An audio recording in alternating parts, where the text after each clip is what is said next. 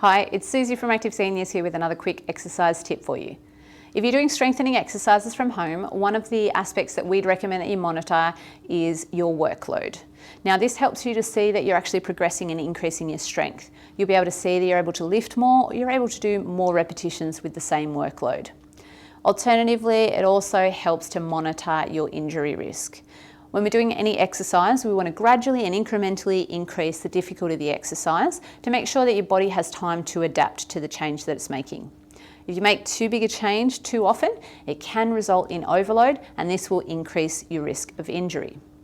Now, if you're at home and you're using some hand weights, or potentially you might be using cans or bottles of liquid, it's quite easy to monitor your workload because you simply increase the weight that you're using. You might go from a 500 gram can to a 750 gram can. It becomes a little bit more challenging if you're using a resistance band. And the reason is that many people don't take the time to think about the amount of tension that they've got on the resistance band when they're using it. Now, first things first, resistance bands come in different colours, and the colours represent the difficulty of the tension in the band itself. So the starting point is a yellow band.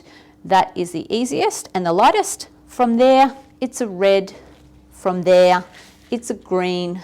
From there, it's a blue, and finally a black. And so an obvious way to increase the difficulty or the workload would be to work your way up colour-wise. But there is a big difference between the tension in some of the levels. And so it is good to have strategies for working in between. Now I'm going to use the red band to show you, but one of the easiest strategies is just to make sure you're really consistent with where you're starting to hold the TheraBand when you're doing the exercise, and you're counting how many times you're rotating the TheraBand around your wrists. So for me, that was 2 on my left and my right wrist. And that way, when I go to do the exercise the next time, I know that I just simply need to add 2 rolls of the wrist on each side to get the same level of intensity. Now you might not want to increase on both sides, you might just want to do one.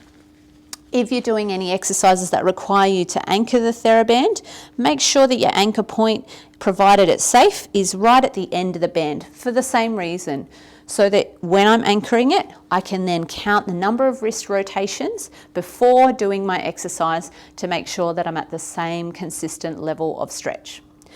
Now, another way to achieve this, if that's a little bit too difficult, is just to make some markings on the TheraBand of where your hand position is. So if I have my marker and I find that this is the perfect tension, I can make a marking on the TheraBand at both of my anchor points, and then the next time that I come to do the exercise, I know exactly where my hand placements are because I've got a mark on either side, and that way I can change and monitor it appropriately. So next time you're doing strengthening exercises, if you're using a TheraBand, please do pay careful attention to how much stretch you've got on the band and how many times you're rolling the band around each hand to make sure that you're monitoring the workload.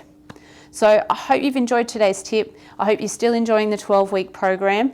Stay safe, stay active, and we'll see you soon for another quick exercise tip.